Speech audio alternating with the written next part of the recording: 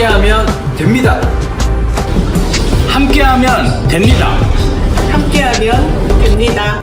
여러분 끝까지 함께 갑시다. 함께하면 됩니다.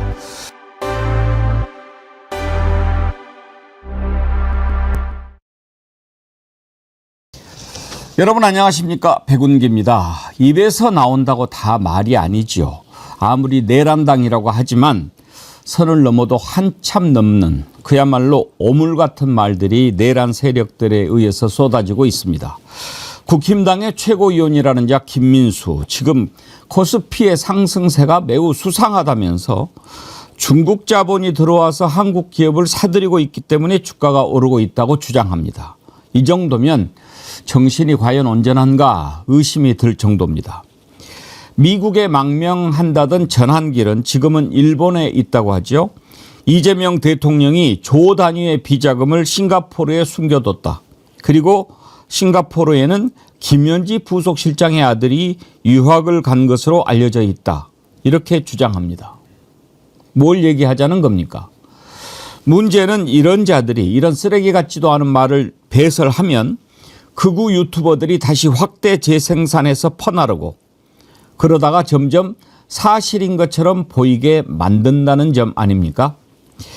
인간 쓰레기 처리법이라도 빨리 만들어야 할 것 같습니다. 생방송 백운기의 정치 1번지 출발합니다. 정어리몰에서 환절기 여러분들 건강 생각해서 특별히 준비한 이벤트 대기획입니다. 근데 보니까 다 제가 좋아하는 것만 있어요. 애정하는 것들이에요. 먼저 순살장어탕은 여러분들 정말 최애품이었죠. 이거 준비했고요.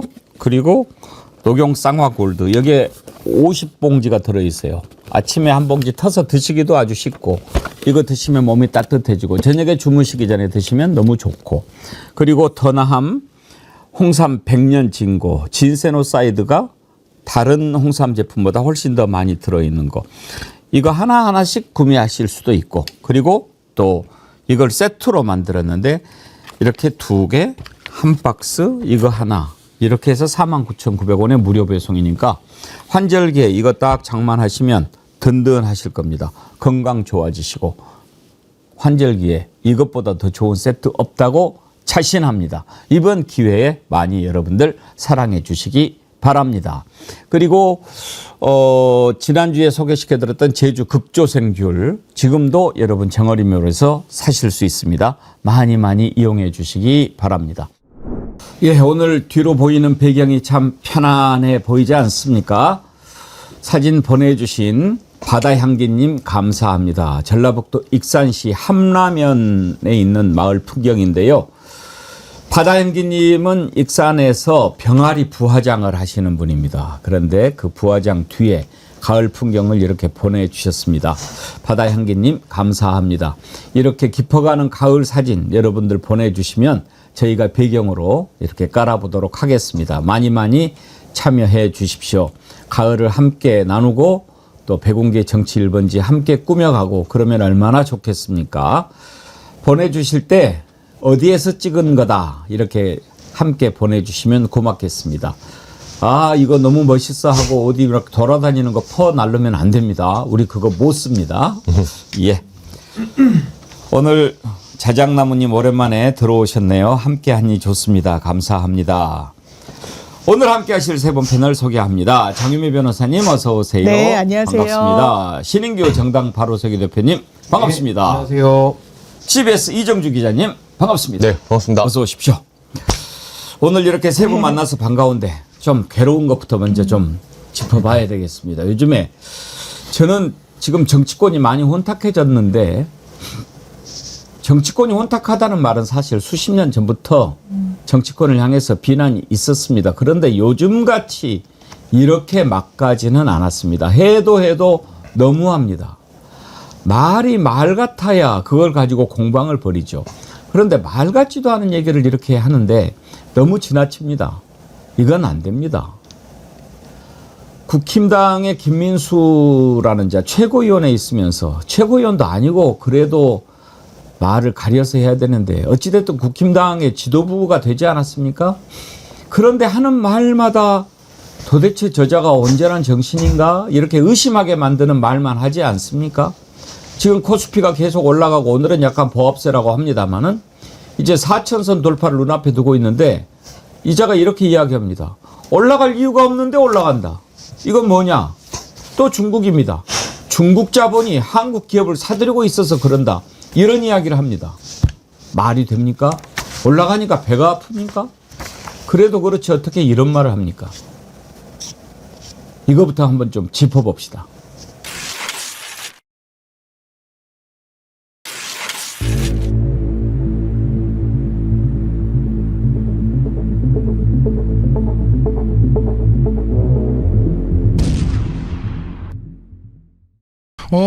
대한민국 자체는 금리가 지금 높은데 희한하게 주가가 올라가네. 환율 미친 듯이 1,420원 뚫고 올라가는데 주가가 올라가네요. 올라요. 반대로 가네요 지금. 네. 기업 성장세가 둔화되고 지금 기업들 죽어날 거라고 하는데 50% 그렇죠? 관세 예고까지 돼 있는데 먼저 올라. 움직여야 될 주가가 떨어져야 되는데 올라가네요. 예. 자, 이때 무슨 생각을 할 수 있나요? 추론이라고 하는 겁니다. 이건 인위적인 개입, 자금이 인위적으로 들어왔다라고 봐야 맞다. 많은 전문가들이 불법적으로 중국 자본이 들어와서 한국 기업을 사들이고 있다라는 지금 의혹 제기를 하고 있는 상태입니다. 예를 들어 삼성전자, 하이닉스, 현대자동차 이 정도를 장악해버리면 예.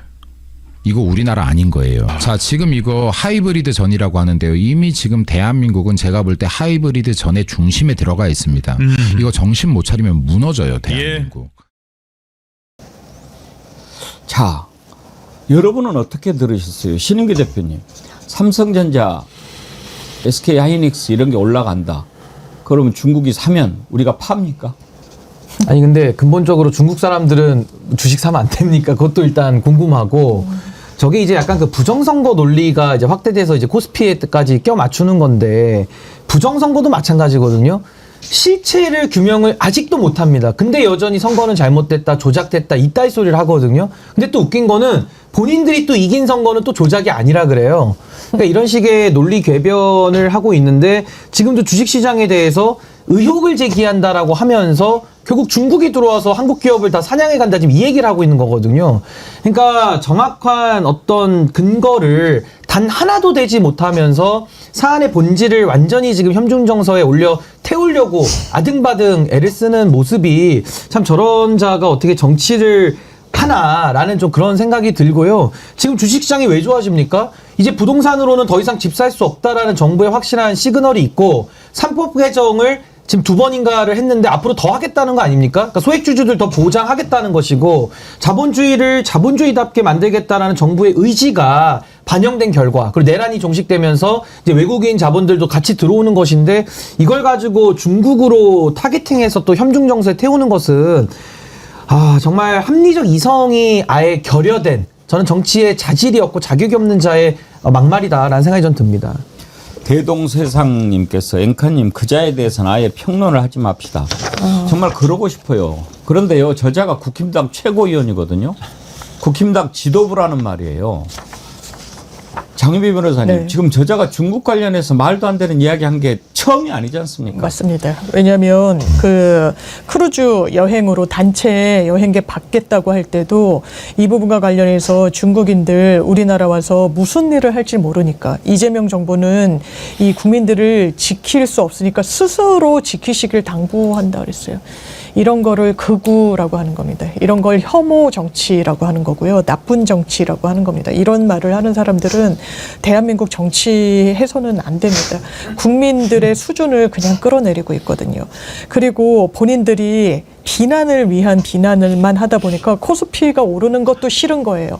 아마 관세 협상이 잘 되는 것도 싫을 겁니다. 김현지 부속실장이 나오는 것도 싫을 거예요. 왜냐하면 행태를 보면 그렇거든요. 그러면서 가짜뉴스를 퍼뜨리는 거예요. 외교야 나락으로 떨어지든 말든 그런 책임감이 있는 정치 행보를 하고 있지 않으니까요. 코스피가 오릅니다. 그게 건강한 자본주의의 청신호인 거예요. 주식시장이 가야 될 돈이 너무 부동산 시장으로 쏠려 있고 하니까 방향 전환을 계속 하겠다는 게 이 정부의 기조거든요. 그러니까 연일 고공행진을 합니다. 이거 이상한데 이재명 정부가 잘해서 그렇다고는 얘기는 할 수 없는데 그런데 원인은 이 정부가 정책 설계를 잘하는 거거든요. 그러니까 가짜 뉴스를 지어내는 거예요. 중국인들이 뒤에서 모종에 조정을 한다. 그래서 금융당국에서 해명 자료도 냈어요. 우리나라 주식 외국인 중에 누가 제일 많이 삽니까? 미국이에요. 그 다음에 영국, 싱가폴, 룩셈부르크, 아일랜드, 호주, 네덜란드, 노르웨이, 캐나다 이런 순입니다. 중국이 저만치 아래 있어요. 김민수 최고위원 거의 수석 최고위원 될 뻔했어요. 원에 임해도 그 아성이 상당히 뜨거웠었죠. 왜냐하면 그게 지금 국민의힘의 현실이니까. 그게 지금 보수의 자민련으로 가고 있으니까. 그 이상도 이하도 아니라는 걸 이 최고위원이 보여주는 거 아니겠습니까? 혹시 이정주 기자님은 김민수 만나본 적 있습니까? 자주 만났죠. 아 그래요? 예, 출입기자 할 때. 평상시에도 저렇게 정상이 아닙니까? 그러니까 지금 장동혁 체제에서 뭐 결론부터 말씀은 코스프레를 좀 세게 하는 것 같아요. 원래는 이제 나경원 쪽 대변인을 많이 했거든요. 그래서 그 찍어내기 할 때 윤석열 때 당대표 나오지 말라고 연판장 돌릴 때 중심에 있던 사람이 김민수 대변인이에요.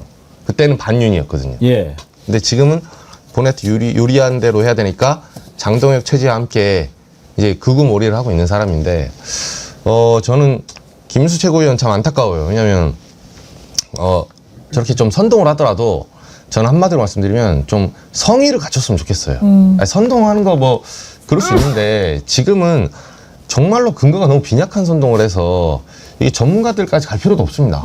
왜냐하면 아까 장본신도 말씀해 주셨는데 예를 들면 금리가 높다. 그리고 기업들이 어렵다. 근데 주가가 오른다. 이렇게 설명하잖아요. 금리가 뭐가 높습니까?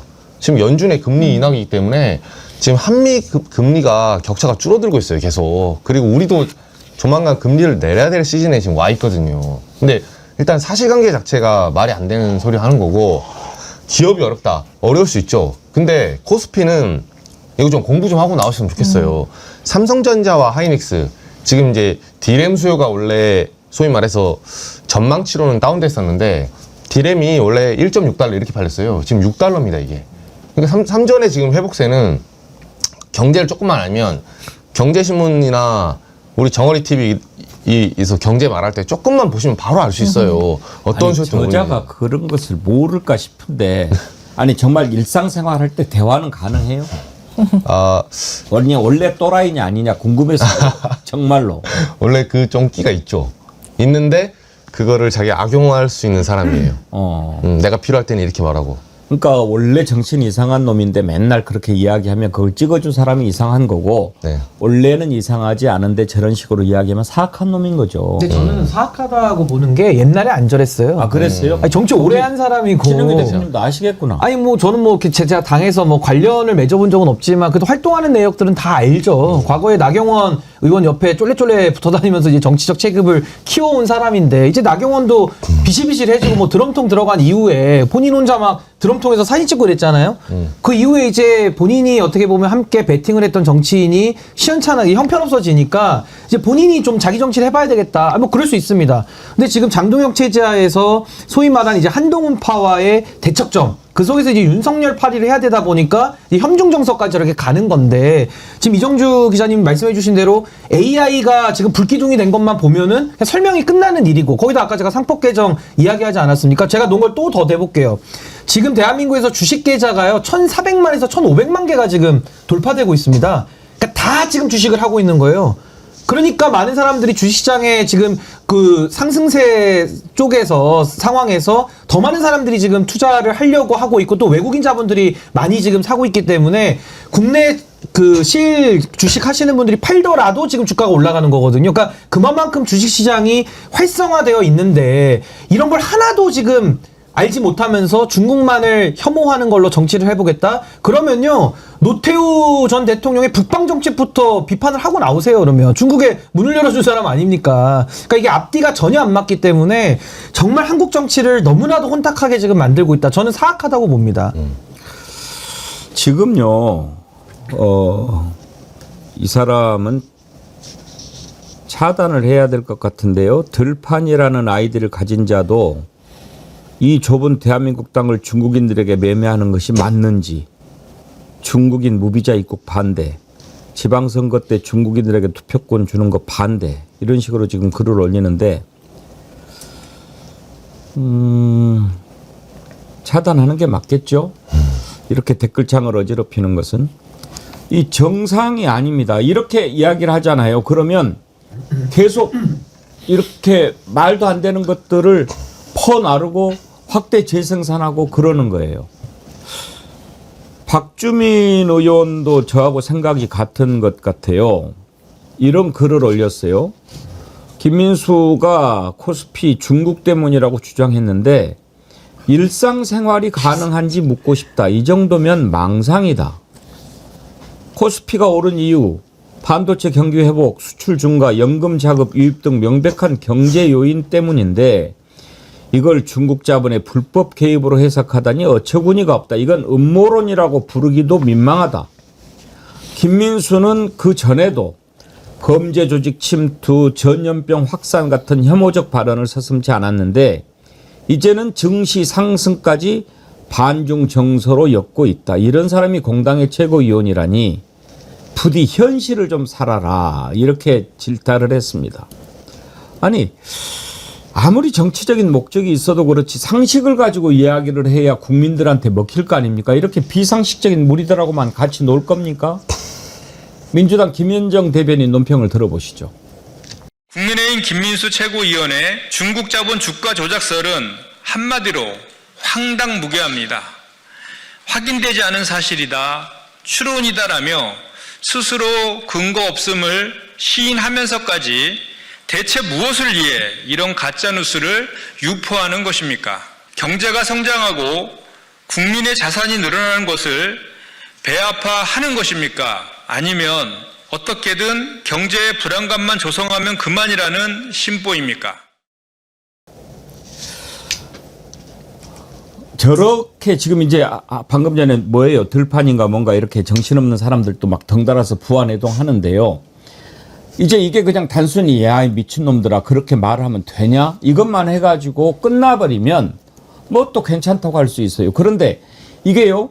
실제로 국민 생활에 미치는 법까지 영향을 미친다는 데 있습니다. 시각장애인 김예지 국회의원이 있잖아요. 김예지 국회의원이 그 법안을 하나 발의를 했어요. 뭐냐면 장기 이식에 관한 건데 그동안의 장기 이식은 장기 이식할 그 당사자의 동의가 없어도 가족이나 이런 사람 가족의 동의가 없어도 당사자가 오케이 하면은 장기 이식을 할 수 있도록 하자. 왜냐하면 지금 장기 이식을 기다리는 사람은 너무나 많아요. 5만 명인가 50만 명인가 되는데 실제로 장기 이식하는 그 10분의 1도 안 되는 수준이더라고요. 5만 명이면 5천 명, 50만 명이면 5만 명. 제가 정확한 숫자는 지금 기억을 못 하는데. 근데 그걸 발의했더니 야, 그러면은 중국 사람들 막 마음대로 이렇게 이제 막 사람 죽이고 막 장기 이식하고 막 그렇게 하는데 그거 하려고 하느냐? 심지어는 뭐라고까지 얘기하는 줄 압니까? 야, 김혜지 너 눈깔 바꾸려고 그러지. 이렇게까지 하는 자들이 있어요. 그래서 결국은 김혜지 의원이 그 법안을 철회를 한 겁니다. 이런 영향을 미치는 거예요. 이게 얼마나 큰 문제입니까? 김혜지 의원 발언 들어보시죠. 최근 일부 국내외 세력과 또 극단적인 커뮤니티를 중심으로 국가가 장기를 강제로 적출한다, 납치 후 강제 적출, 또 정신병원에 감금하고 적출한다 등, 그리고 또한 저와 관련된 내용도 있었습니다. 본인의 눈을 이식하기 위해서 한 법안이다 등등 황당한 음모론과 허위 정보가 무분별하게 퍼졌습니다. 이 법의 본뜻이 국민에게 왜곡되어서 전달되고 그 피해가 오히려 이식을 기다리시는 분들에게 돌아갈 수도 있다는 점에 아주 깊은 우려가 되었고요. 책임을 느꼈습니다. 장기 이식을 지금 기다리는 대기자가 5만 명이고 실제로 이식은 5천 명 정도라고 하네요. 그런데 이제 그 법안을 다시 철회를 해야 되는데 아니 공격을 해도 그렇지 어떻게 김혜지 의원을 향해서 그렇게까지 이야기를 합니까, 장윤미 의원님? 예, 그러니까요. 가짜 뉴스가 횡행하고 그것이 실제로 입법에 악영향을 미치는 거예요. 그러면서 개인에 대한 공격으로까지 이어집니다. 시각장애인으로서 장애인들을 대변하면서 비례대표 하고 있는 게 김혜지 의원이죠. 엄청나게 의원실로 항의 전화가 쏟아졌다는 거예요. 그러면서 당신 안구 이식 받으려고, 당신 장애 회복하려고 그러는 거 아니냐. 김혜지 의원이 일일이 답변을 했습니다. 내 장애는 그렇게 되는 게 아니라고, 자기와는 상관없다고, 나를 위한 법안이 아니라고. 근데 이렇게 이야기를 하는 거예요. 일부에서는 아주 극단의 사고를 몰아치거든요. 밀어붙이거든요. 지금 그게 현실이 됐습니다. 거기에 정치권이 아니다, 그래서는 안 된다, 점점점 합리의 영역으로 그런 의견들을 가져와야 되는데 국민의힘 그러고 있습니까? 아니요. 더 거기에 힘을 실어주고 있죠. 더 거기에 정당성을 부여해주고 있습니다. 아무런 근거 없이 중국인이 병을 퍼뜨린다, 범죄자 단체 조직이다, 캄보디아에서 우리 국민들을 구출해와도 왜 가해자는 누구 피해자만 데려왔냐. 이 사람들이 피해자였다가 피해자, 가해자가 되는 그 과정을 몰랐다면 무능이고요. 알면서도 그러는 건 정치 집단으로서의 자격도 없는 겁니다. 이런 단면을 제공하는 가장 큰 문제, 그 전제 조건을 깔아주는 세력, 지금 국민의힘이라고 볼 수밖에 없습니다.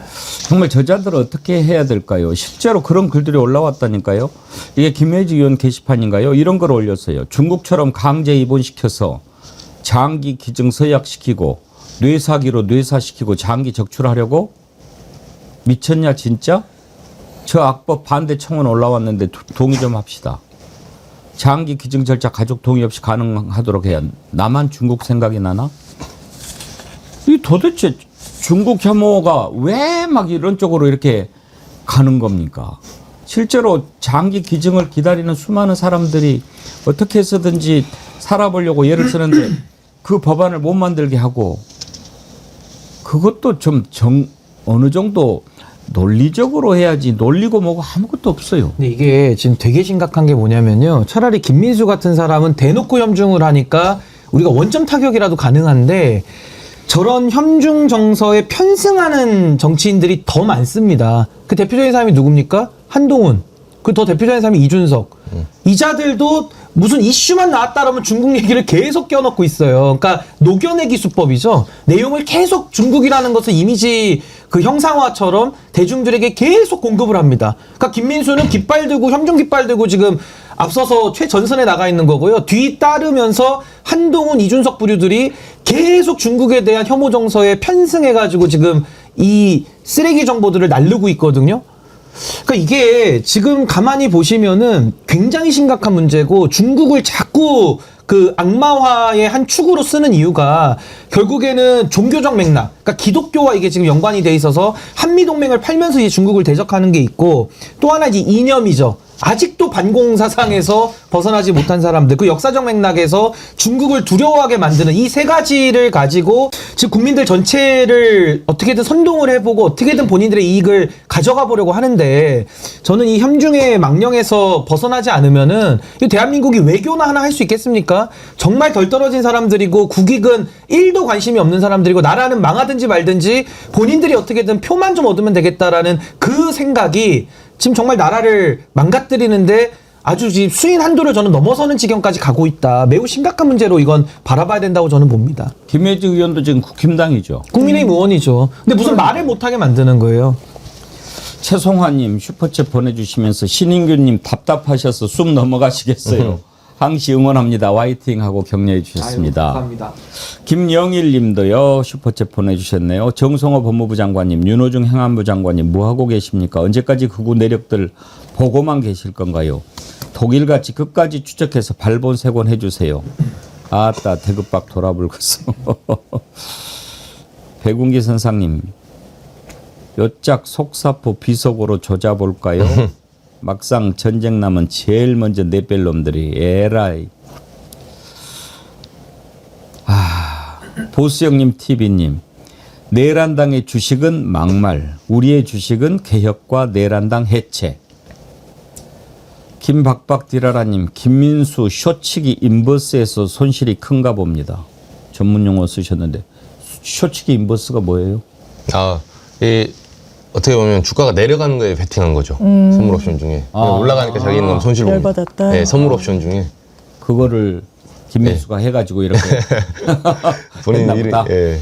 근데 정치라는 게 어떤 최소한의 합리성과 근거를 갖추지 않고 이런 식의 뇌피셜을 넘어서서 아주 그 사악한 의도로 본인의 이익만을 위해서 안보까지 팔아먹는 이런 식의 이거 정치로 불러야 될지 정말 모르겠고, 저는 항상 이걸 이제 반정치로 규정을 하는데, 이 반정치 청산 없이 정말 대한민국이 한 걸음도 앞으로 나아갈 수 없는 지경에 지금 빠져 있는 거 아닌가. 전 이 상황이 굉장히 지금 심각한 지경까지 가고 있다. 아마 국민들께서 그렇게 느끼실 것 같습니다. 저도 정말 이걸 그냥 오늘 이거를 다루는 것은 이런 미친놈들 얘기를 왜 해야 돼? 이렇게 생각하시는 분들이 많이 계신데 정말 그렇게 봐서는 안 된다니까요. 이게 당장 법안에도 영향을 미치고요. 크게 가서는 우리나라의 미래에 큰 영향을 미칩니다. 저도 봤는데 소반이님께서요. 우리 동네에는 시진핑이 장기 이식해서 150살까지 살려고 한다는 플래카드가 걸려 있어요.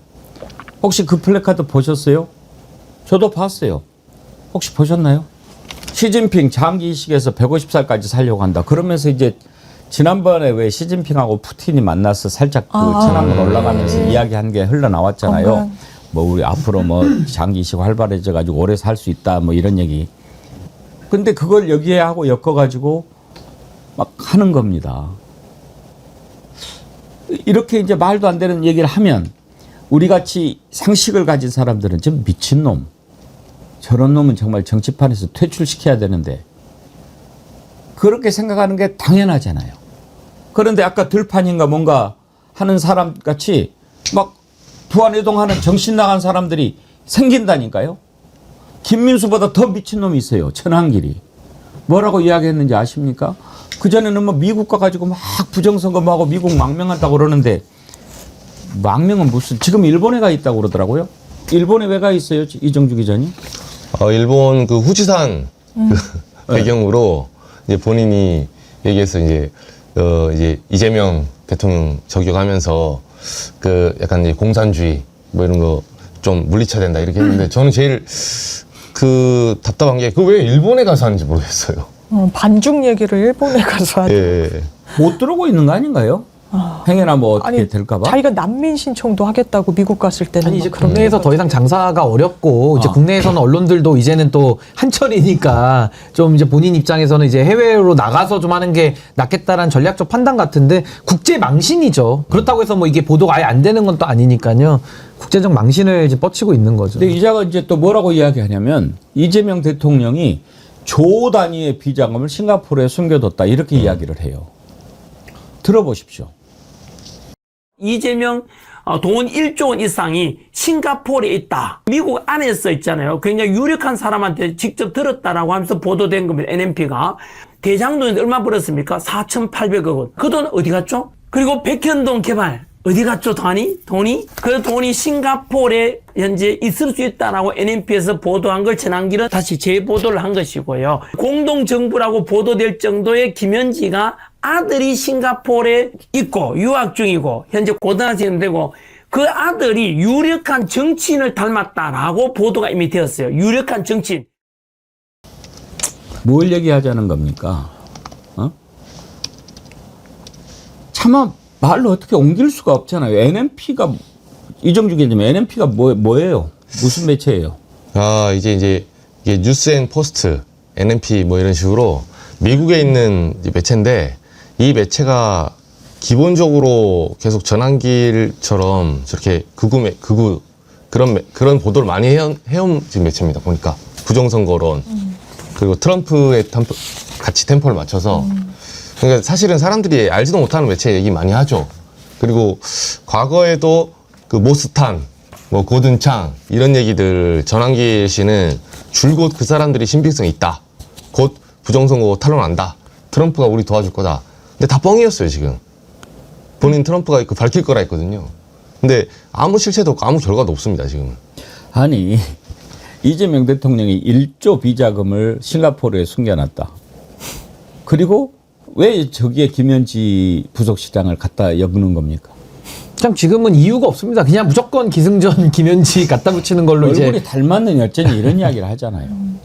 뭐 이유는 없고 근거는 없습니다. 그냥 계속 1.4를 해서 어떻게 보면 의혹에 생명을 불어넣어서 그 의혹을 사실로 만들려고 좀 아등바등 노력을 하는데 정말 이제는 정말 도가 지나치고 이거를 어느 정도 우리가 무시하면서 그냥 잠잠해지기를 바라는 상황은 이제 넘어선 것 같고 이게 또 뭐 기술의 발달과도 연관이 돼 있는 거죠. 유튜브라는 것이 또 워낙 또 가파르게 전파되는 그 신속성이 있다 보니까 그 영향력이 크기 때문에 이제는 뭐 가만히 놔둘 수만은 없는 상황 아니겠는가 뭐 그런 생각도 좀 듭니다.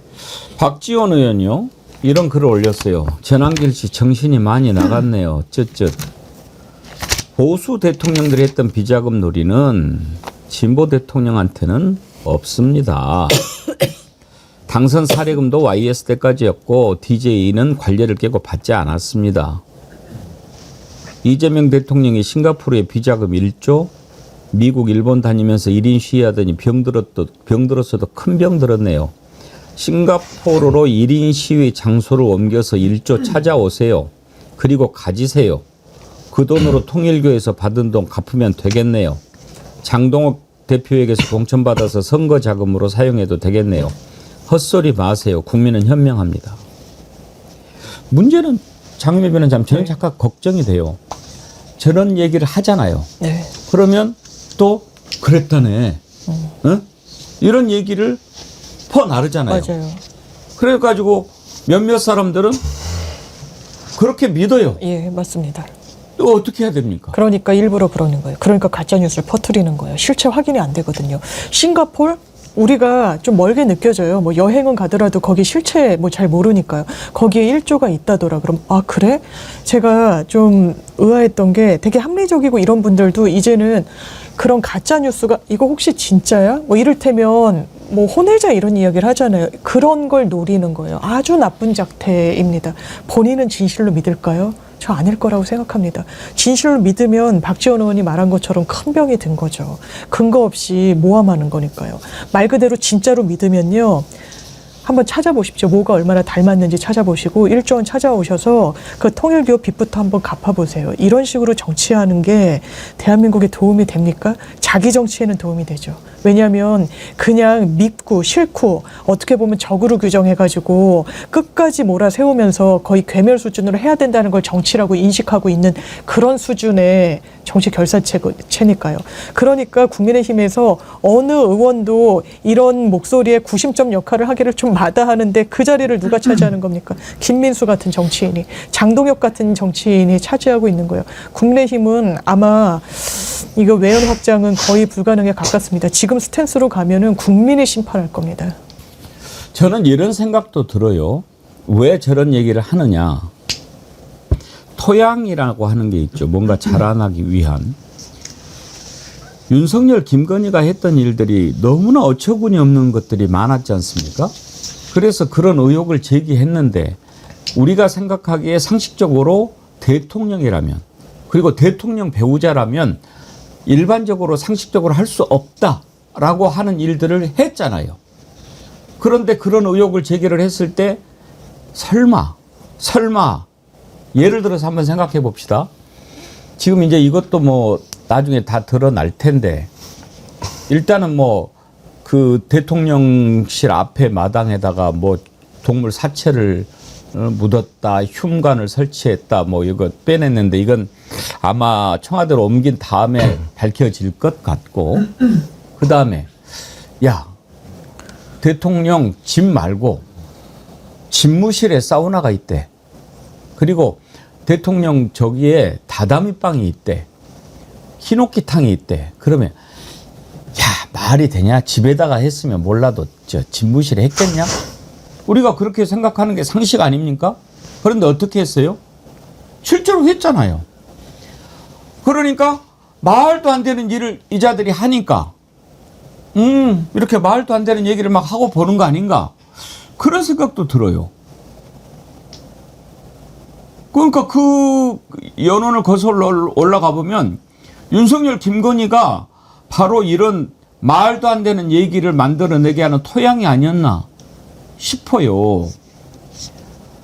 김건희가 막 그 종묘 가서 뭐 왕노릇하고 또 뭐 그 얘기 들었을 때만 해도 설마 했는데 다 드러나잖아요.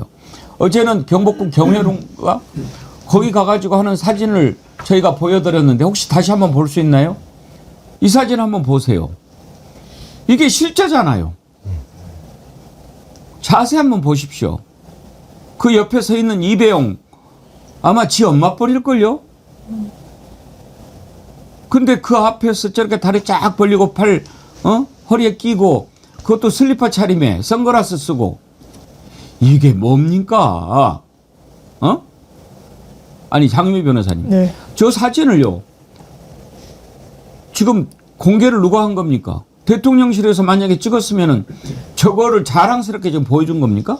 이게 아마 이 구도나 이런 거 보면 왜냐면 대통령실에서 이른바 픽을 해가지고 했던 거는 본인을 엄청 중심으로 거의 무슨 연예인 화보처럼 나온 것만 이 공개를 했어서 이거는 아마 그 상황에 약간 문제의식을 가졌던 사람이 갖고 있다가 이 국면에서 언론사에 제보를 한 게 아닌가라고 좀 추정되는 부분이 있는데요.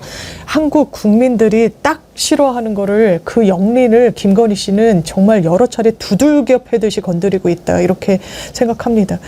아니 어떻게 무슨 신문을 열었다라고 뭐 하기도 하고 종묘에 들어가서는 아무도 들어갈 수 없는데 차담회를 공주놀이를 한 거예요. 본인을 여왕으로 인식한 겁니다. 대한민국의 법과 시스템과 제도와 규제는 본인을 다 비껴간다고 생각한 거예요.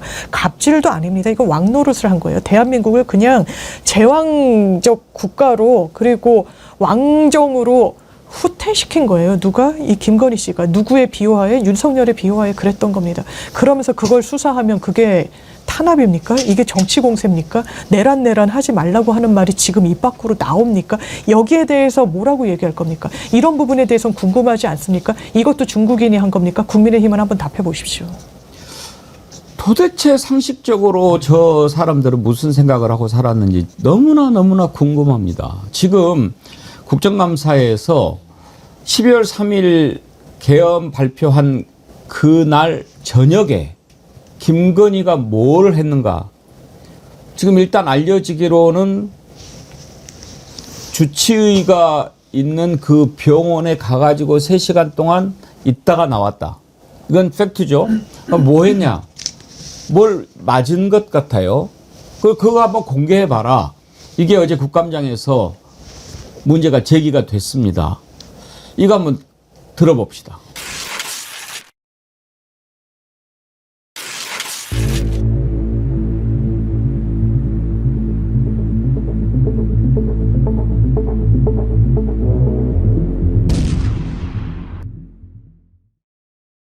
(12월 3일) 불법 유언적인 계엄이 있었던 날 김건희 씨는 강남 소재 모 성형외과를 오후 6시 반부터 9시 반까지 3시간 동안 머물렀던 것으로 알려져 있습니다.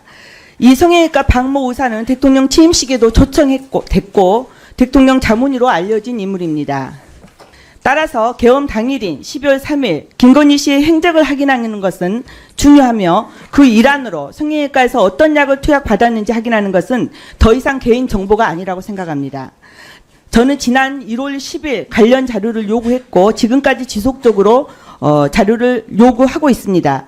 오늘 새벽 1시 6분에 도착한 식약처 답변서에 따르면 이 성형외과에서 12월 3일 의료용 마약류 투약은 한 명에게 체면 진정제 1개를 투여했던 것으로 보고받았습니다.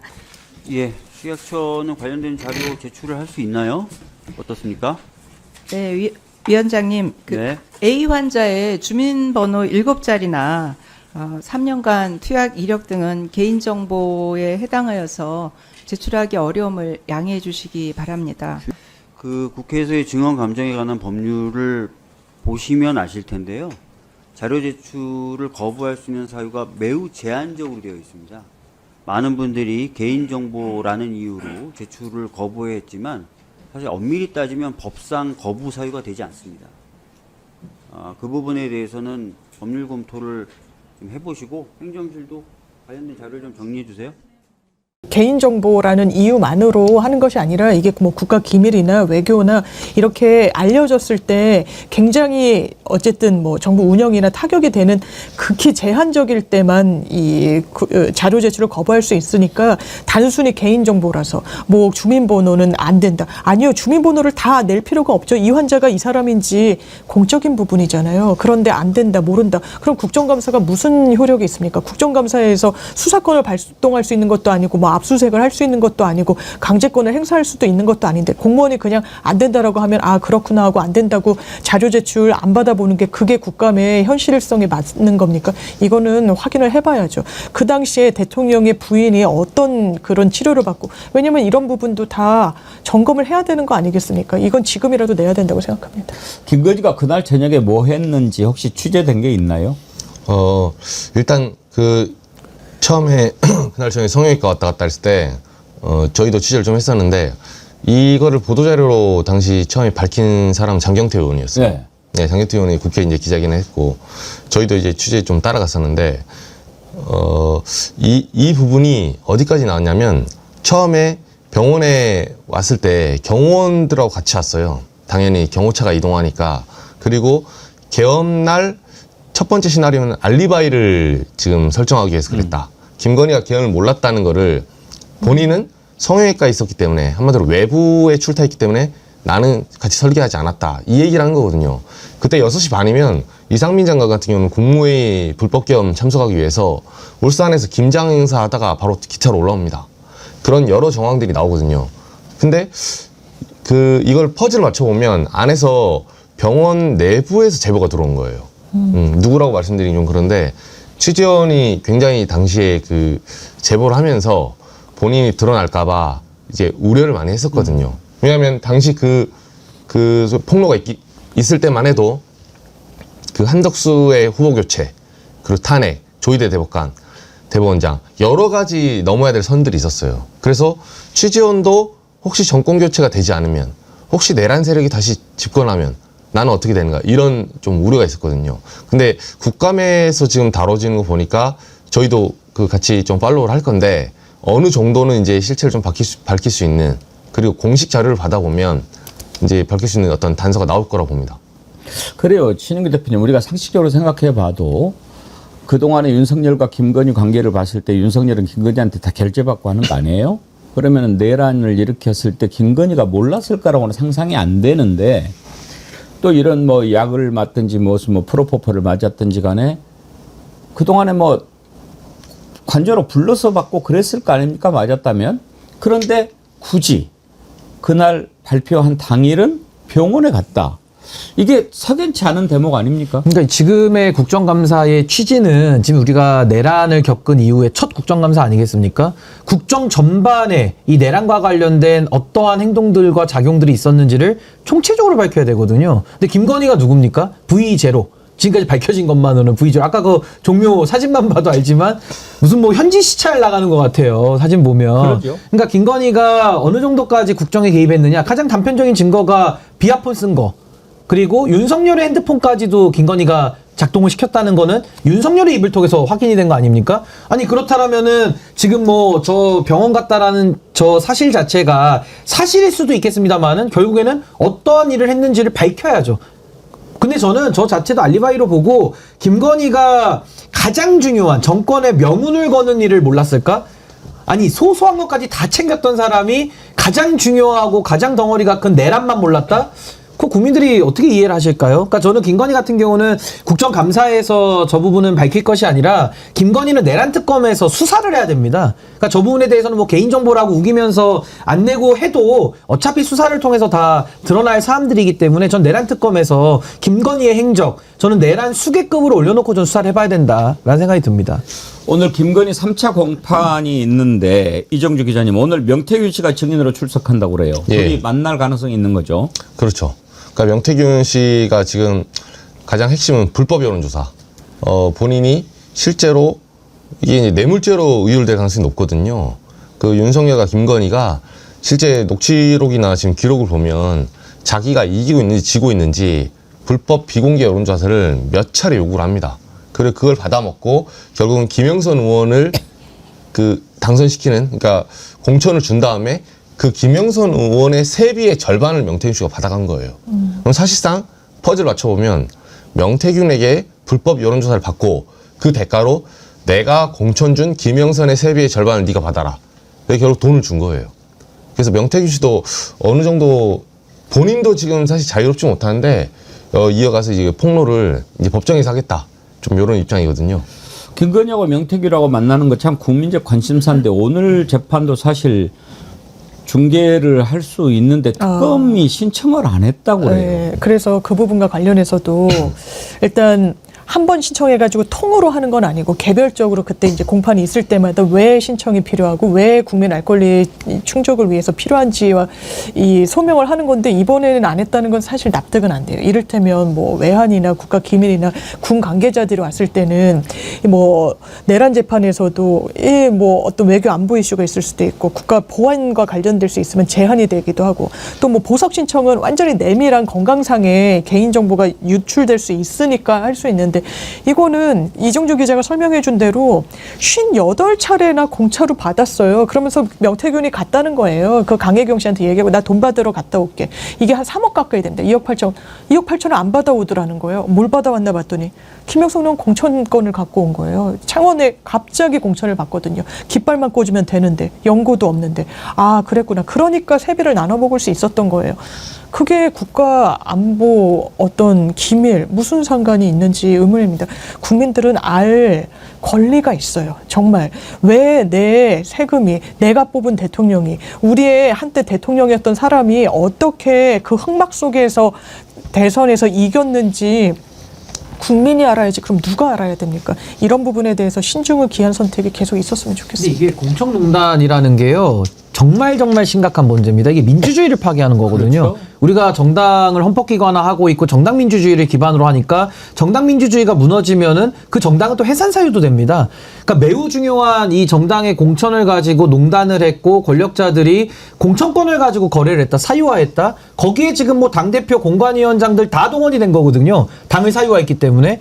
그래서 저는 이 명태균 이슈를 어떻게 보면 지금 가장 강도 높게 수사를 해야 되는데 아주 역설적이게도 특검이 수사를 안 하고 있습니다. 그렇더라면 왜 안 할까? 지금 특검 검사들은 국민의힘 내지는 국민의힘에 들어가고 싶어하는 계열의 정치인들이 검찰개혁에 대해서 검사들 편을 들어주고 있거든요. 그래서 수사 안 하는 거 아닌가? 이런 생각까지 들 정도로 이상하리만큼 이 공천농단에 대한 수사를 안 하고 있기 때문에 아마 국민적 비판을 피하기가 어려울 겁니다. 가장 심각한 문제를 가장 놔두고 있기 때문에 그럼 앞으로도 대한민국에서 민주주의가 가능하겠습니까? 그래서 저는 이 부분에 대한 문제의 심각성을 국민들께서 더 많이 아시고 또 여기에 대한 저는 의견들을 많이 좀 내서 전 수사가 반드시 좀 이루어지도록 우리가 여론 형성을 좀 해야 되지 않나라는 생각이 듭니다. 예, 오늘 재판 중요한데 공판 중계를 김건희 특검이 신청하지 않아서 우리가 보지를 못하는데 좀 아쉽습니다. 지금 김건희 특검 이끌고 있는 민중기 특검 할 말이 좀 많습니다. 할 말이 많은데 지금은 특검이 제대로 활약을 해서 진실을 밝히는 게 중요하니까 참겠습니다. 근데 민중기 특검 잘해야 될 겁니다. 잘해야 될 겁니다. 잘하세요. 다음으로 넘어가겠습니다. 지금 이제 사법개혁이 아주 중요한 화두로 떠오르고 있는데 이 판사들 하는 것이 요즘에 계속 나오지 않습니까? 그 필두는 조의대죠. 그리고 직위원 이런 자들이 지금 사법부에 있고 또 이번에 드러나는 거 보니까 아 그렇구나. 우리가 검찰만 그렇게 욕을 했는데 너네들은 어쩌면 더한 것 같구나 이런 생각 들지 않습니까? 우리가 지난번에 남부지검에서 이렇게 검사들 술 접대받고 그거를 어떻게 해서 빼줬습니까? n분의 1로 나눠가지고 100만 원 안 되게 99만 원에 맞춰가지고 100만 원 안 되니까 털어줬지 않습니까? 이번에 직위원이 가서 술 마신 거 170만 원 나왔다는 거예요. 근데 3명이었으니까 이거를 3분의 1로 나누니까 100만 원이 안 되고 더군다나 직위원이는 한두 잔 마시고 갔으니까 그러면은 뭐 170만 원에 술 몇 병입니까? 그걸 또 잔으로 나눠가지고 이렇게 계산합니까? 그러면 100만 원이 안 돼서 청탁금지법 위반이 아니라고 칩시다. 직위원회를 꼭 법으로 처벌해야 됩니까? 그 만난 사람이 누구였는지, 그리고 술값을 본인이 안 내고 접대를 받았다면 윤리 규정을 어긴 거 아닙니까? 그런가 하라고 윤리감사관실이 있는 거 아닙니까? 법을 위반하면 검찰이 수사하고 경찰이 수사하면 되는 거예요. 공수처가.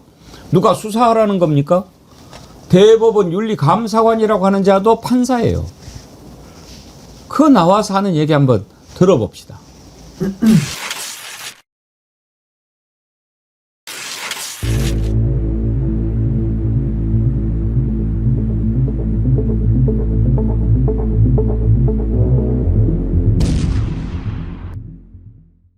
각종 뇌물 혐의에 대해서 제주도청 공무원은 징역 1년을 선고하면서 지금 윤리감사관실 저희한테 답변 준 거는 회식비 청구한 거 ABC 변호사들이 같이 있어서 가족여행 간다는 등 법카 한도 얼마냐까지 구체적인 증언이 나왔어요. 근데 이걸 다 농담으로 판단했다고 윤리감사관실이 이야기합니다. 있을 수 있는 일입니까? 소송 법관의 일로 심려를 끼쳐드려서 대단히 오창호 사법부에서 간첩사건 재판하는 분들 이렇게 인신공격하는 거 이거 좀 올바르다고 보십니까? 그걸 공격하면은 뭐 간첩 사건 하는데, 아니 간첩 사건 아니라 별 중요한 사건에도 잘못한 것을 따지는 거 아닙니까?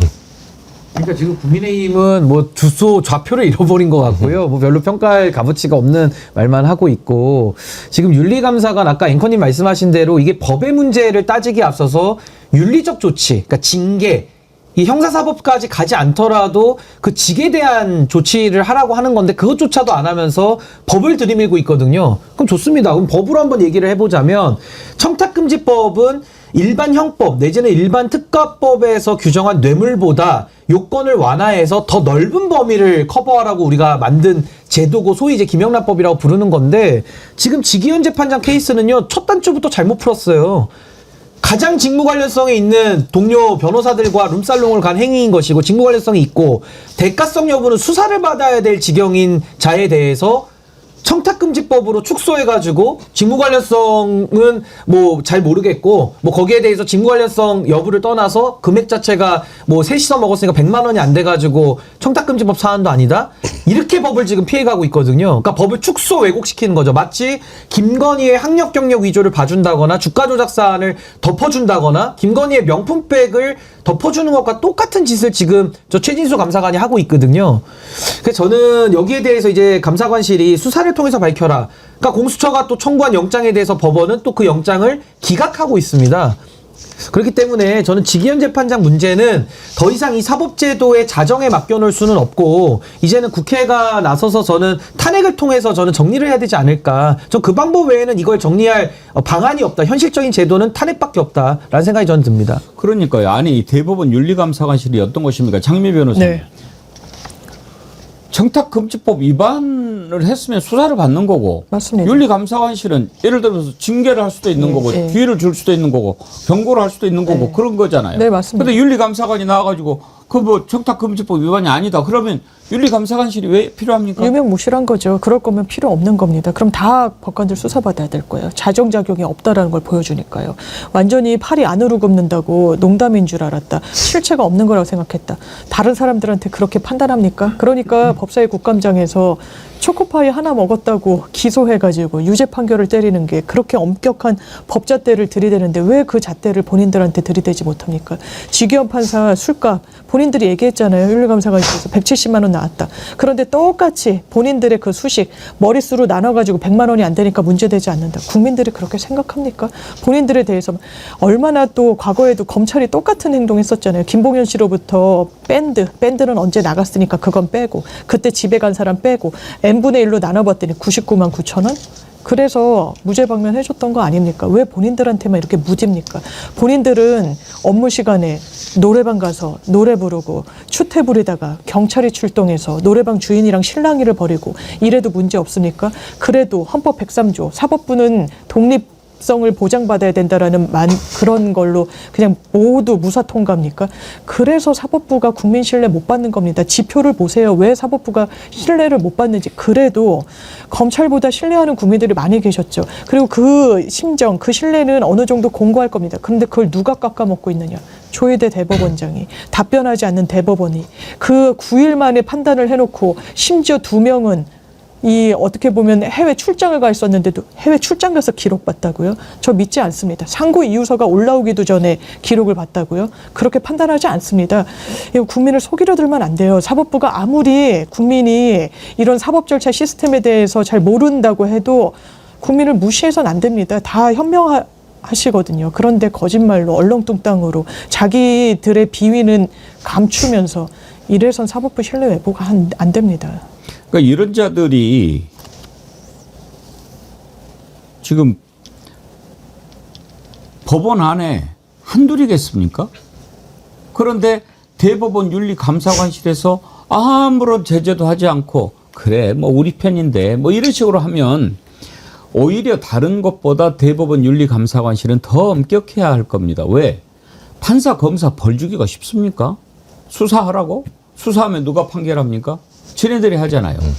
그런데 지금 이 제주에서 방금 전에 장유미 변호사님이 소개했던 그자들 국감 나오라고 그러니까 안 나왔어요. 동행명령장 발부했죠. 네. 그 윤리감사관 얘기 다시 한번 들어보죠. 이거 장경태 의원이 질의했던 내용인데 보십시다. 여경원 판사 등과 오창훈 판사 또 강난주 판사 등이 근무 중에 음주 사건으로 문제가 된 적 있습니다. 거기에 대해서 어떤 조치하셨습니까? 그 부분에 대해서는 주의 촉구 의견으로 엄히 훈계하였습니다. 아, 주의는 법원 징계법상 징계에 해당합니까? 그것은 아니죠. 네. 근무 시간에 술 마시고 주의 주셨다고요? 그럼 징계가 아니네요? 징계를 받은 게 아니네요? 근무 시간에 술 마셔도 되겠네요. 주의 줄 거면. 이 합의부 재판 과정에서 피고인과 피고인 가족, 변호인 모든 사람들을 향해서 어떤 소리도 내지 마라, 탄식도 하지 마라, 한숨도 쉬지 말고 오직 눈으로만 보라. 이는 요청이 아니라 명령이다. 이를 어길 경우 구속하겠다라고 협박을 했습니다. 이거 협박입니다. 법관입니까? 깡패입니까 이게? 지금요 근무 시간에 술 마셨다 그것만 가지고 지금 문제를 삼고 있지만 이 자들이 누구랑 술을 마셨는가도 한번 봐야 되고요. 만약에 사건 관계인하고 이런 짓을 했다고 그러면 그건 정말 중요한 문제죠. 그런데 더 나쁜 짓을 했을 것도 같아요. 카톡 내용이 공개가 됐는데 내일 낮에 교도소 접견 뭐 이런 거 보면은 변호사 같기도 합니다. 그리고 오늘 이 차는 슥 얘기 보러 갈까? 판사 아유 좋죠 형님. 어디 뭐 어린이집 가자는 얘기는 아니죠. 다 나왔죠. 무슨 뜻이에요? 네, 어제 국감에서 나왔는데 이제 라이브 카페 본인들 말로는 자주 보는 본인들이 자주 이제 들러서 그 사람 만나는 이제 여성 접객원을 의미한다고 그렇게 설명을 했는데 룸사롱은 아니다. 그리고 본인들은 이제 거기가 뭐 룸이 있는 곳은 아니다. 뭐 오픈된 곳이다. 이런 구구절절 이상한 설명을 합니다. 네. 근데 애기 보러 갈까 이런 표현을 일단 일반인들이 잘 쓰는 표현이 아니거든요. 아니죠. 예. 그리고 법 쪽에 좀 물어보니까 이제 저런 경우가 많지는 않은데 저렇게 노골적으로 했다는 거는 저 한 건이 아니라는 거예요. 그러니까 저는 이게 사법부가 이쯤 됐는데도 부끄러움을 못 느낀다 그러면 사람이 동물과의 차이가 이제 부끄러움을 아는 거겠죠. 그래서 저는 그 부분을 말씀드리고 싶고 이 직무 관련성 부분도 사실 지금 저 최진수 감사관이 지기현 재판장의 윤리권에 대해서 적용한 기준에 의하면 그 누구도 뇌물로 처벌할 수 없습니다. 뇌물의 요건은 직무 관련성과 대가성인데 현직 부장판사가 본인이 과거에 같이 근무했던 동료들, 지금 현직 변호사들입니다. 변호사들과 술을 먹고 룸살롱까지 가서 사진이 나왔는데 한 잔을 먹었든 두 잔을 먹었든 한 방울을 마셨든 간에 그게 직무 관련성이 없다? 이 기본이 안 돼 있는 거 아닙니까? 이러면서 누구를 뇌물로 처벌합니까? 어느 공무원은 그럼 뇌물이 됩니까? 직무 관련성이 그럼 누군 있습니까? 왜 자기는 밥 먹어도 되고 남은 밥 먹으면 안 되는 겁니까? 다 밥 먹으면서 청탁하죠. 좋은 거 먹으면서 청탁하죠. 룸사롱 가고. 뻔한 거 아닙니까? 거기다가 내란의 밤에 그 내란에 대해서도 법적 판단을 천대엽 처장이 국회 나와서 뭐라 그러냐면 합법적이면은 합법적인 조치를 해서 이양을 하고 불법적이면은 뭐 어떻게 해야 되나 이거 고민했다라고 하는데 그날요 JTBC도 그냥 불법계엄이라고 때려버렸어요. 그리고 국민들도 다 나왔습니다. 본능적으로. 아니 전두환이 탱크 몰고 들어올 때 법률 판단해서 나갑니까? 본능적으로 나가죠. 사람이 죽어나가는데 그날도 사람들이 죽을 뻔했던 날 아닙니까? 그걸 뭐 법률적으로 법정 찾아봐야 불법인지를 압니까? 그럼 판사하지 말아야죠. 근데 법원의 2인자가 그따위 소리를 하고 있고 또 하나는 그 우리가 위증죄라는 게 있는데요. 거짓말하는 걸 처벌하는 겁니다. 거짓말이 죄가 되는 거예요. 깜빵 갑니다. 위증죄. 근데 천대엽 대법원장, 법원행정처장 국회 나와가지고 거짓말 얼마나 많이 했습니까? 근데 누굴 위증으로 처벌을 해요 지금? 윗물이 썩었고 더러운데 아랫물이 깨끗하다라는 담보가 됩니까? 윗물이 더러운데? 그러니까 이게 정말 국민들 앞에 이제는 정말 부끄러움과 양심을 물을 수밖에 없고 법관의 양심이 썩었으면은 그 자리에 있는 사람들 도려내야죠. 이거 언제까지 우리 국민들이 참아야 됩니까? 더 심각해질 거라고 저는 봅니다. 지금 저자들이 저렇게 하고 다니면서 막 뭐 얘기 보러 갈까 뭐 이따위 얘기를 하면서 판사들은 자기들이 신이라고 생각하는 경향이 있는 것 같아요. 방청객들한테 협박을 한 게 또 공개가 됐어요. 탄식도 하면 안 돼. 한숨도 쉬지 마. 이거 명령이야. 이거 어기면 구속해. 이렇게 협박을 했다는 거예요. 한번 들어보시죠. 장경태 의원이 국정감사에서 아까 나왔습니다. 예. 한번 들어봅시다. 다시.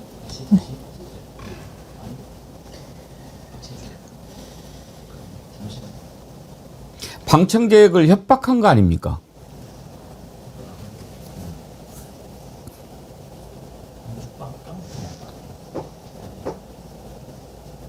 여경훈 판사 등과 오창훈 판사 또 강난주 판사 등이 근무 중에 음주 사건으로 문제가 된 적 있습니다. 거기에 대해서 어떤 조치하셨습니까?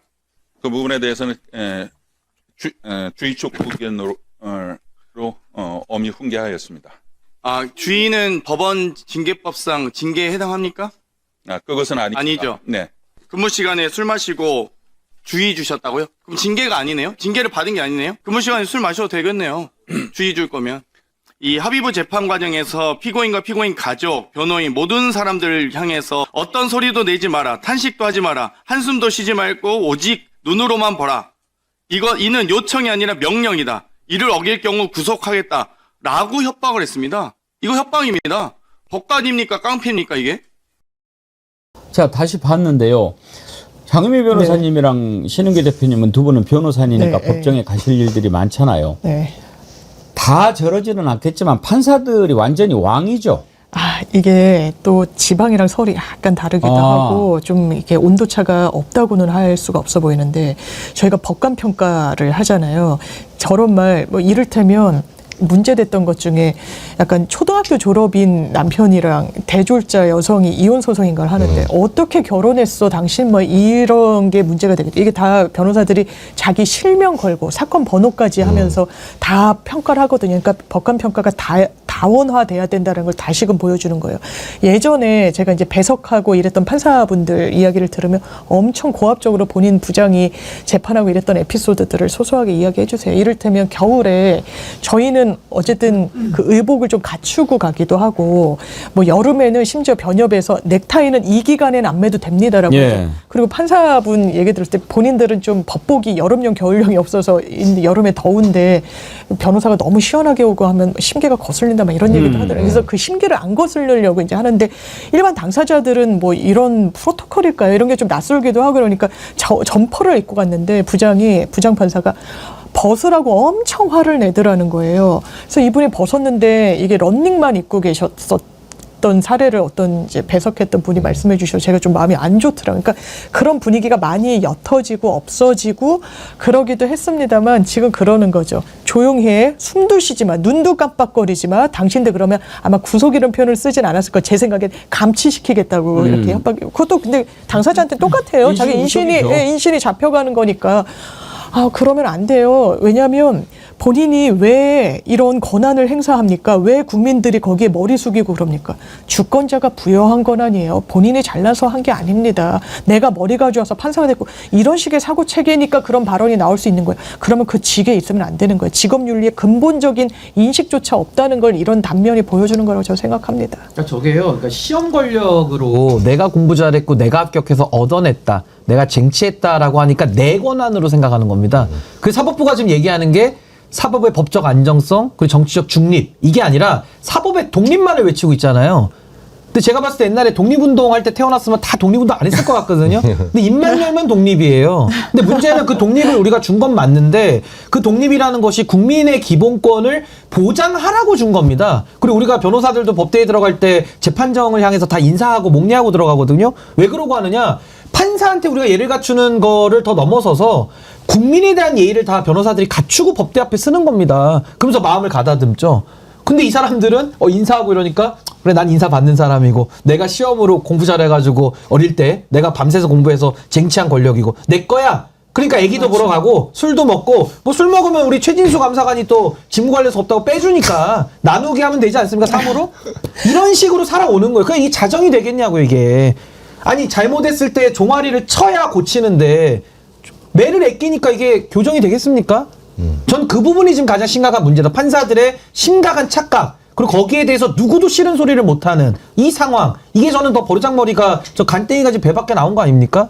이 부분이 저는 핵심적인 지금 문제 아니냐라는 생각이 듭니다. 그래서 민주당 그 사법개혁 나오기도 했는데 재판 중계, 최근에는 재판을 방청은 누구나 할 수 있잖아요, 사실은. 맞아요. 근데 안에 들어가서 재판 중계는 못 하게 해요. 뭐 물리적인 이게 좁다 어쩌고 저쩌고 하는데 요즘 같은 경우는 유튜브나 이런 방송 시설도 1인 방송도 가능해요.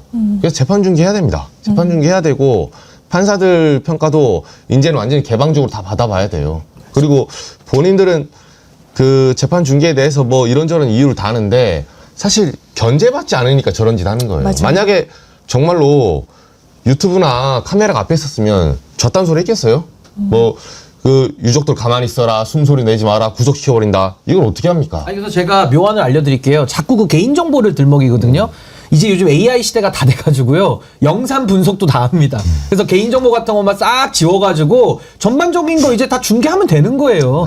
왜 판사들은 감시감독 받지 않습니까? 본인들은 왜 숨어가지고 저렇게 왕처럼 행세합니까? 저는요, 이제 개인정보 핑계 분명히 될 텐데 우리 AI의 도움을 받아가지고 싹 다 지워서 다 내보내서 국민들이 보고 판단하면 된다라는 생각이 듭니다. 우리가 한탄만 해서는 안 됩니다. 바꿔야지요. 바꿔야 됩니다. 그리고 오늘 말도 안 되는 자들의 말 릴레이를 쭉 들어보셨는데 이거 욕하자고 하는 거 아닙니다. 이런 말 못하게 해야 된다는 거고 썩어 있는 것은 바꿔야 되고 그렇지 않으면은 뭐하러 우리가 새롭게 합니까? 진짜 대한민국 만들어서 뭐 하는 겁니까? 오늘 참 정신 나간 릴레이를 쭉 했는데 하나만 더 짚어볼게요. 저는 이것도 왜 문제가 있다고 보느냐. 대한적십자사가요. 신천지 이만희한테 표창장을 줬답니다. 이만희가 신천지가 어떤 문제가 있는지 우리가 코로나 초기에 너무나 코로나 때문에 집합 금지가 내려졌는데도 그냥 신천지에 수많은 사람들이 한 군데 모여가지고 그것 때문에 전국으로 전파가 되고 발상지가 됐던 거 아닙니까? 그래서 이재명 당시 지사가 직접 현장까지 가기도 했고 이만희가 14억인가 내면 140억인가 내가지고 뭐 봐달라고 하고 무릎 꿇고 절까지 했던지 아닙니까? 그런데 코로나 대응 잘했다고 표창장을 줬다는 거 아닙니까? 이 미친 짓 아닙니까? 자, 그러면 저는 이거에 이제 뭐가 문제가 있다라고 보냐면은요. 보십시오. 대한적십자사는 뭘로 운영이 됩니까? 우리 국민들이 내는 대한적십자사 회비로 운영이 돼요. 이런 짓을 하면 국민들이 대한적십자사의 회비를 내고 싶겠습니까? 이런 자가 어떻게 대한적십자사의 총재를 맡고 있습니까? 요즘에는 총재라고 하나요? 회장이라고 하나요? 네, 그렇더라고요. 김철수 회장. 미친 믿어지십니까? 영상을 보시죠. 유공 단체와 개인에 대한 대한적십자사 표창 시상이 있겠습니다. 호명되신 분은 단상 위로 올라와 주시기 바랍니다. 이만희. 먼저 이만희 신천지 예수교 증거장막선전 총회장님입니다. 이만희님을 대신해 기획부장 장민호님께서 대리수상 진행하겠습니다. 표창장 신천지 예수교 증거장막선전 총회장 이만희. 귀하는 적십자 인도주의 운동에 적극 참여하시어 인간의 생명보호를 위한 혈액사업 발전에 크게 기여하였으므로 헌혈자의 날을 맞이하여 이에 표창합니다. 2025년 6월 14일 대한적십자사 회장 김철수. 큰 박수 부탁드립니다.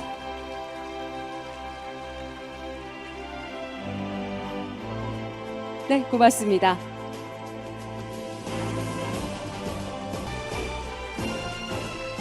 네, 고맙습니다. 감사합니다. 네, 수상에 수고해주신 대한적십자사 김철수 회장님께 감사드리고요. 회장님과 수상자분들 자리로 돌아가 주시면 감사하겠습니다. 여러분 다시 한번 영웅분들께 큰 박수 부탁드립니다. 영웅분이라고 그러는데 아마 지금 저 대한적십자사 회장 김창수인가 철수인가? 김철수 회장. 누굽니까? 네, 원래 윤석열 후보 대선 후보 때 그 후원회장. 윤석열이 후원회장이었죠. 네. 저런 자를 대한적십자사 회장에 앉혀놓은 거 아닙니까? 농공행사 한 거죠 지금 그때. 그러면은 저런 자가 저 자리에 있으면서 이만희를 신천지를 표창장을 줘요. 어떻게 된 겁니까? 그러니까 아직도 이 그 소위 말해서 이제 화이트리스트, 블랙리스트 그 문제 때문에 정권 교체가 되는데 지금 사회 도처에 정권 교체만 명목상만 됐지 모든 세력이 잔존하고 있어요. 뭐 공기업뿐만 아니라 지금 뭐 검, 경, 법원 할 거 없이 아직도 소위 말해서 개업 내란 세력이 진압이 안 되고 있는 거예요. 사실상. 저런 분들을 지금 뭐 적시자사 자기 농공인상 줬는데 내쫓으면 내쫓았다고 또 고발해요. 그러니까 이런 부분은 우리가 국감이나 그리고 여론을 통해서 좀 알려서 압박할 필요가 있죠, 사실. 그래서 저는 제가 지속적으로 얘기했던 게 내란특별법을 제정을 빨리 해야 된다. 그때 제가 내란 인사들 알박기 취소하는 법을 만들어야 된다고 봤거든요. 그러니까 특별법으로. 왜냐하면 저런 인사들이 꽤 많아요. 근데 그런 사람들을 지금 놔두고 여전히 내란 진압이라는 시대적 과제를 방해하는 역할을 합법적 권한을 쓰고 있거든요. 이 모순을 어떻게 해결합니까? 그러니까 내란범과 가까운 사람들이 내란 재판하고 내란범이 심어놓은 사람들이 내란 종식을 방해하고 있고 그거 풀으라고 이재명 정부를 세운 거예요. 그리고 국회 다수의석을 민주당이 갖고 있습니다. 그러니까 이런 부분들은 아까 이정주 기자님 말씀하신 대로 지금 법 체계에서 하면은 나중에 또 법률적인 문제가 생길 수 있으니까 저는 특별한 조치가 필요하다. 내란 알박기 인사 당연히 정리해야 되는 거 아닙니까? 그 당시에 한덕수 최상목 권한대행 때도요. 이 기관에 산하기관에 내려보낸 사람들이 수십 명입니다. 그거 어떻게 정리 안 합니까? 다 지금 기소받아서 재판받고 있는 사람들인데. 그러니까 저는 이 부분에 대해서 우리 사회적 합의를 가지고 저는 5.18 특별법도 우리가 제정을 했었고 12.3 내란과 관련된 특별법이 반드시 필요한데 지금까지도 지체되고 있지 않습니까?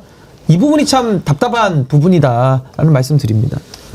윤석열이 후원회장 가지고 저 자리에 갔으면 그냥 월급이나 받아 처먹고 그냥 있으면 되지. 대한적십자사를 저 모양으로 만들어버리면 대한적십자사 국민들이 후원하고 싶겠습니까?